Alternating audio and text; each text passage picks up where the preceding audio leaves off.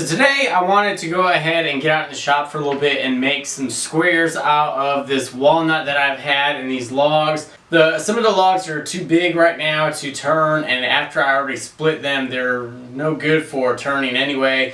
They're a lot harder to cut on the bandsaw and get squared up. So what I decided to do was try to make boards out of them and try to make some squares. So I first started off by trying to use the fro thing and the mallet that I have, and it didn't do a very good job. It really tore apart the pieces. It didn't leave anything somewhat smooth, and I tried to plane it down and the fibers were just getting torn all apart. What I tried to do is use a rip saw, and what I've been doing is starting a cut at a thickness like about 3/4 of an inch or 1/2 an inch, and I'll go down a little bit, and then I'll go over to my big saw and use that just to kind of speed up the process, because with a little rip saw it would take forever. So this is what I've came out with for my first board, and it is extremely smooth. Took about, I don't know, 10 minutes to get this board cut. So now I'm going to start working on another one, maybe do 3 of them out of this and try to make a couple squares with them. So I've never been able to use my big logging saw before, and I ended up having to plane down one side of the log to even get it somewhat where I could hold it in my vise.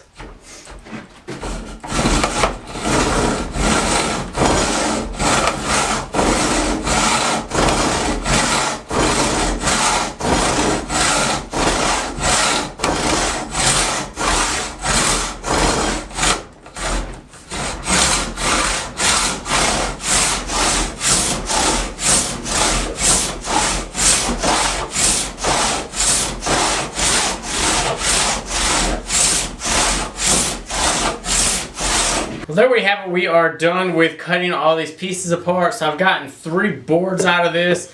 I could possibly use the rest of this one right here. It's got a little bit of a crack going down here, but I'm gonna save it and see if I want to use it for later for like a 3-inch square. So what I'm gonna be doing with this one's a little bit thicker on this end than it is on this end, so I gotta get all of these planed down to the same thickness for each board about. I think what I have for material wise is I have enough for 2 of 3-inch, 2 6-inch, and maybe 2 of 9-inch square pieces. So I'm gonna go ahead and start getting them roughly flattened, and then I'll get layout lines on there and see what we can get out of them.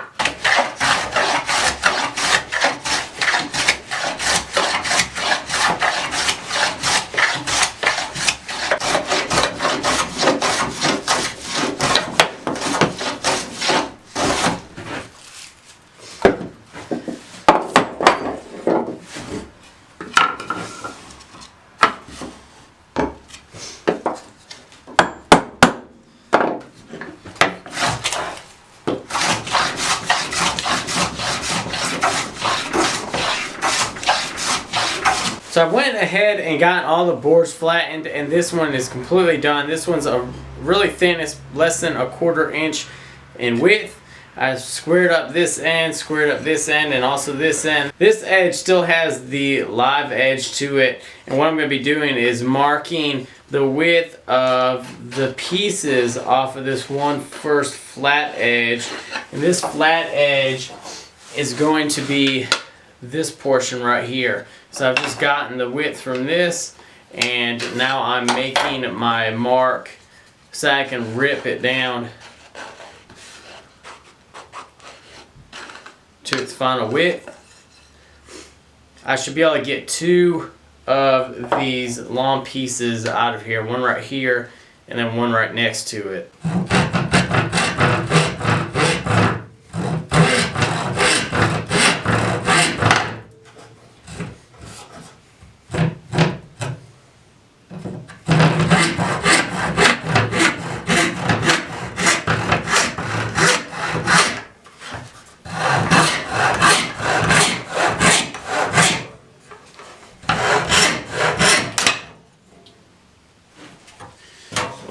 Quick work of that.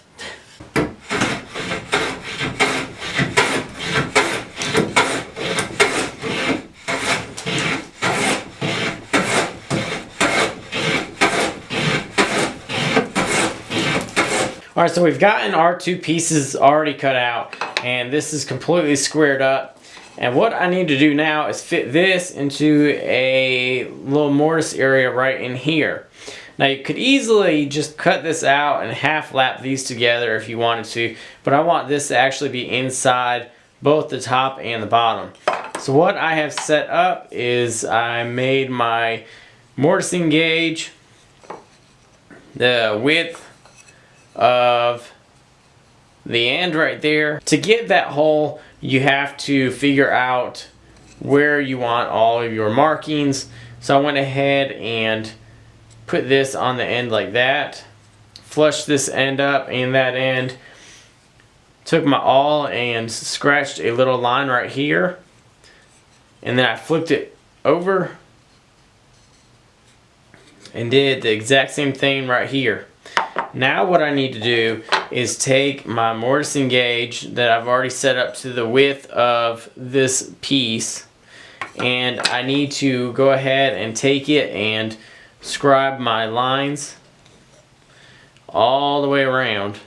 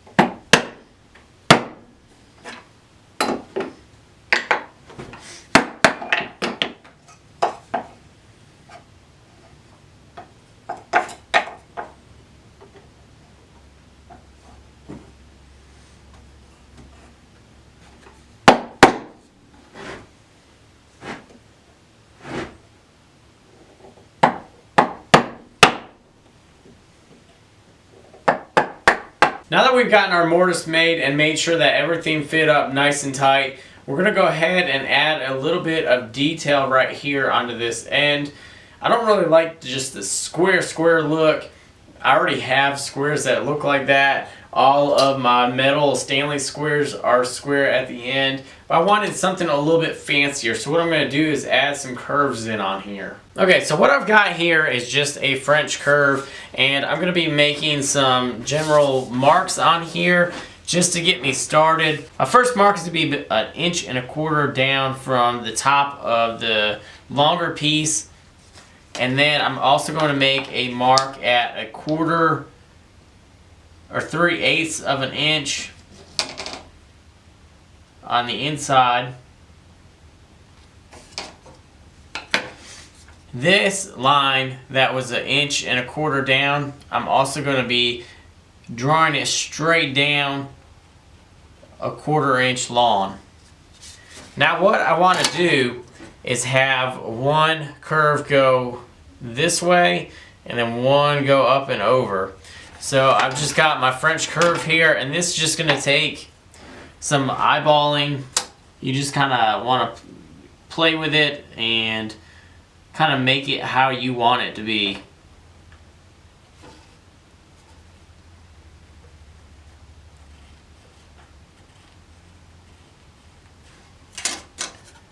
So I've already drawn my first one, and I don't really like how it looks. It looks too blended together.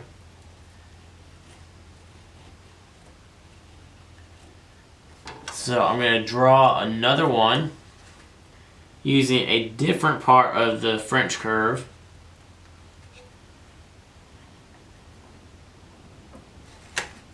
Now I just get to come back and cut it out, and hopefully I still like the design after I cut it.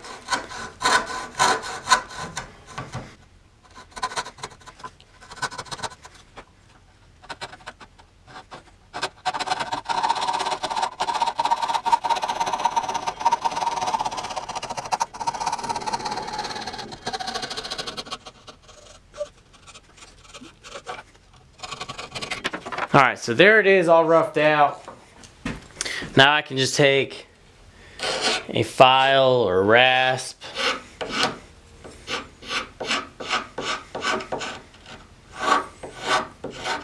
so now that we've gotten our squares fitted all together and the ends all shaped, we can go ahead and glue in the pieces, and then we can go ahead and make sure that they are square by drawing one line, flipping it over, and then drawing another line, making sure that it's square that way. Now what I want to do is go ahead and take some glue and put it on both sides of the square base. And then I want to go ahead and slide it in there.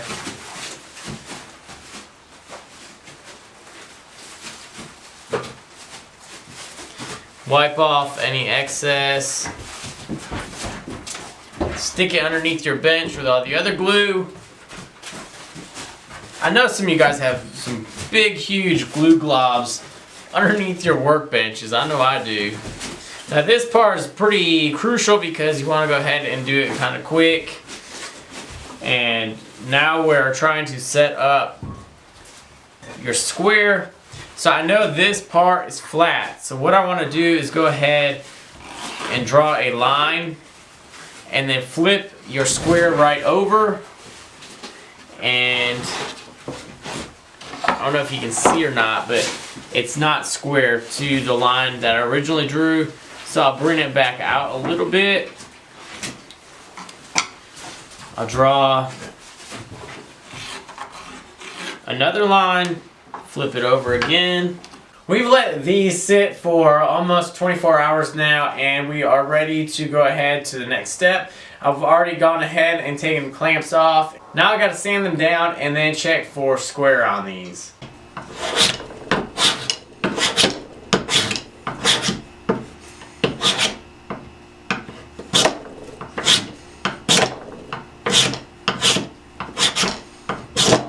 For a finish like on most of my other hand tools, I'm going to be using boiled linseed oil. I really enjoy using it. So we're going to watch the grain and see what it does, see what it looks like. And here we go. We're going to see what the grain looks like.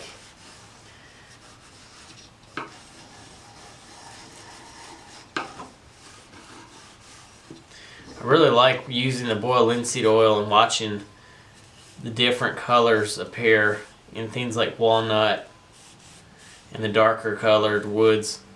So there we have it. We are finally finished with these. I've given these the stamp of my approval on here. I'm going to be coating these with a couple more coats of boiled linseed oil. But other than that, these are ready to use. I hope you guys enjoyed it. I hope you guys found this useful and go out and make your own.